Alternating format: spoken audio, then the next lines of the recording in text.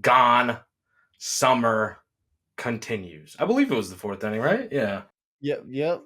Dude, his first game back. The guy was incredible tonight. I'm looking at 3 for 3, a run, 2 RBIs, obviously on the homer, a walk.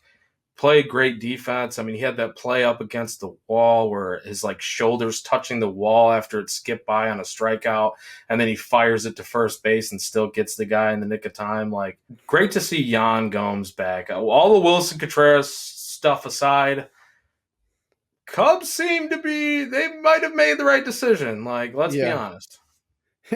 Yeah, and it really it takes away any type of narrative that sports writers can maybe write a story about with Contreras at the north side again. But this has been really awesome to see Yan Gomes just absolutely tearing it up. He's got 15 RBIs, I believe, on the year. I mean, that's some great production. And when he goes up there, he's not an easy out. And a lot of times you get a defensive catcher, a defensive veteran catcher. Sometimes they become easy outs, and you're just happy that you have him for the glove. And we got him for both, and he looks great. Coming off of an injury like that and having that kind of a night and that kind of a performance is just that's great to see. And it takes away any type of, like you said, it looks like we did make the right decision right now. I mean, Barnhart is just that's very much a tough topic when it comes to offense. There's Ugh. nothing there, but Black hole, man. Black hole. Yan Gomes is he's making up for it, and he looks like your guy. And hopefully, eventually, Amaya comes up, and he looked great. He looked like he faced some tough pitching, and he had some good plate appearances. I thought so. Eventually, that's going to even out, but. Yan Gomes, man, just great to see him and come back and homer like that. Heck yeah, keep it going. Hell yeah. I'm fully on board with what you just said. And I just think, yeah, the Barnhart thing, we were talking a little bit off air. And I think I made the comment a little bit on Sunday before I was, the aliens attacked my internet. Um, I don't know what the relationship is between Barnhart and the pitching staff, right? No idea. We know that Gomes is a good preparer, solid all around, pretty much defensively. Um, and now he's got the thump. He's actually having a really good season offensively. It's great to see him back. Um, I don't know what that Barnhart stuff is like clubhouse wise. I don't know, but Amaya seemed to handle his own, right? And Yeah.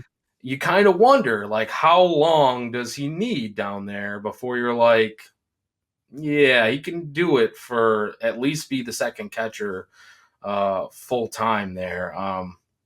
So I don't know if you have any like more Yeah. thoughts on that, but I mean, Yeah. it's that's kind of the one like he didn't even play tonight, Yeah. Barnhart. So, but it's just something that we were talking about a little bit. No, I love where you're going there, and I think if we're gonna stay with these moves of being competitive, that leash needs to be shorter than what I think it's going to be for Barnhart.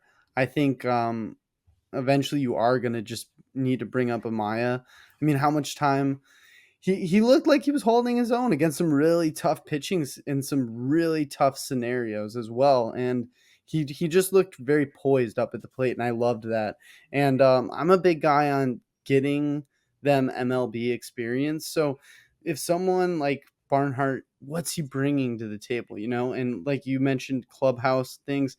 Maybe there's something there. I'm not seeing it like on the surface, but there could be something deeper there. But he's got to bring something to the table.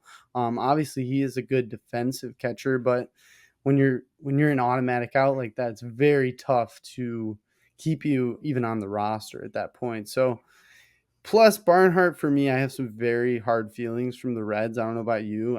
I hated him when he was on the Reds. I didn't like him either. Well, So he was one of those guys where whenever if he did come through, it was like, this is, dude, this guy, I don't know how and why this is ever happening. Like, yeah, it I was just always like, always are thought he you was kidding? garbage. I always thought he Yeah, was garbage at the plate. And I don't know. I yeah, mean, you make some great points though, right? Like, it's at some point you just have to see the MLB experience. I think the tough part is probably for the Cubs is they probably want Amaya similar to what the reasons why Morrell and Matt Mervis were held down for so long was they want him to get those everyday reps, and they probably thought, hey, this is a good chance to get him some good reps, and we're not expecting much. You can go back down, take this experience, and grow on it in the minors, and then we'll see him again later on. And so it was kind of predictable him getting sent back down. I thought once Gomes came back, but I don't think it'll be long, right? Like it just doesn't. It Yeah. doesn't seem like, and it seemed like the pitching staff had really high praise for him. So him getting Yeah. sent down with the corresponding move for Yan Gomes, it doesn't. It's not necessarily a negative. You know what I mean? Yeah, that makes plenty of sense. And I think it's important that he gets the experience of being under a catcher like Gomes with just like running a game, because I like how Gomes runs a game and calls a game and stuff. So I think that if he can get on our staff with a good solid veteran, that's huge too. But you bring up a great point with everyday at bats. That's very important. So I mean, it's a tough thing, but it's a good problem to have.